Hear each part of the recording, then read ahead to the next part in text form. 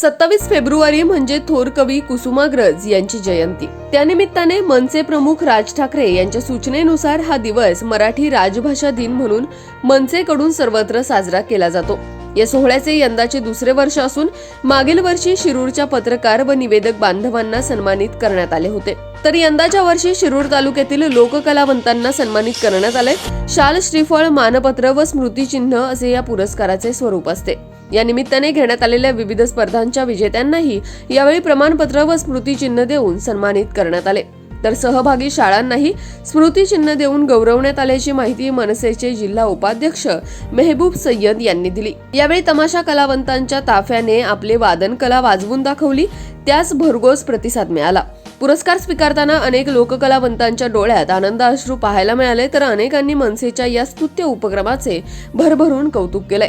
या देखण्या कार्यक्रमाचे नियोजन शिरूर प्रवासी संघाचे अध्यक्ष अनिल पांडे, शिरूर मनसे जनहित कक्षाचे माजी अध्यक्ष रवी लेंडे, विधी कक्ष तालुका अध्यक्ष ॲडव्होकेट आदित्य मैड व सहकाऱ्यांनी केले होते। कार्यक्रमासाठी विविध क्षेत्रातील मान्यवर उपस्थित होते। या सर्व मान्यवरांच्या हस्ते बक्षीस वितरण करण्यात आले। कार्यक्रमाचे सूत्रसंचालन रावसाहेब चक्रे यांनी केले, तर आभार संजय बारवकर यांनी मानले।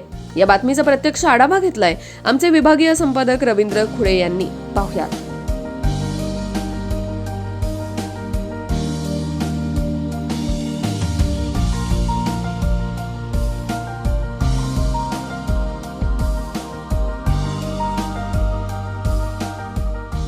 महाराष्ट्र नवनिर्माण सेना आयोजित मराठी भाषा दिन हा जे ग्रामीण भागात परंपरागत जे व्यवसाय कलावंत आहेत ते वेगवेगळ्या जाती धर्माचे आणि त्यांना सर्वांना नवनिर्माण सेनेने एक हा असा मराठी भाषा दिनाचा कार्यक्रम आयोजित करून मराठी भाषा दिनाला आणि त्या कलाकारांना अतिशय म्हणजे एक उत्स्फूर्तपणे चांगल्या पद्धतीचं त्यांनी पारितोषिक देऊन त्यांना एक स्फुरण दिलं की मराठी भाषा दिनानिमित्त आता म्हणजे त्यांच्या मनामध्ये तो मराठी भाषा दिन कायम असा स्थान करून राहील। पुरस्कार घेताना तुम्हाला कसं वाटलं?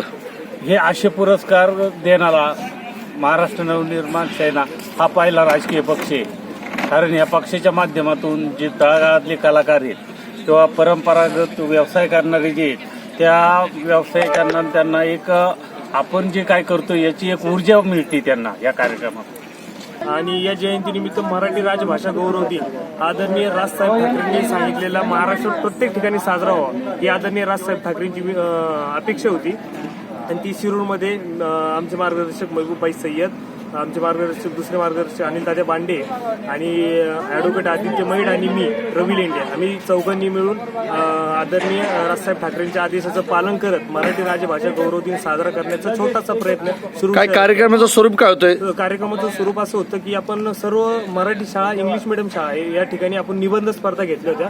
त्या निबंध स्पर्धेमधून त्या मुलांचं आपण नंबर काढले होते आणि त्या नंबरचा आज पारितोषिक वितरण सोहळा होता। त्यानंतर तालुक्यातील 15 लोककलावंतांचा सन्मान या ठिकाणी आपण घेतलेला आहे आणि मराठी गाण्यांचा, लता दिदींनी गायलेल्या मराठी गाण्यांचा कार्यक्रम या ठिकाणी होता। तो झाल्याच्या नंतर स्नेहभोजनाचा कार्यक्रम करताना कसं वाटलं तुम्हाला? कार्यक्रम करताना सगळ्यात महत्वाचं की मराठी भाषा प्रत्येकाच्या मनात जिवंत व्हावी आणि तशी ती आहेच, परंतु ती रोज उफळून वरती बाहेर यावी ही अपेक्षा होती। आणि आज ह्या लोककलावंतांकडे पाहून सर्वांना नवीन ऊर्जा आलेली आणि दरवर्षी याच्यापेक्षा मोठ्या प्रमाणात मराठी भाषेचा गौरव आम्ही लोक करतो।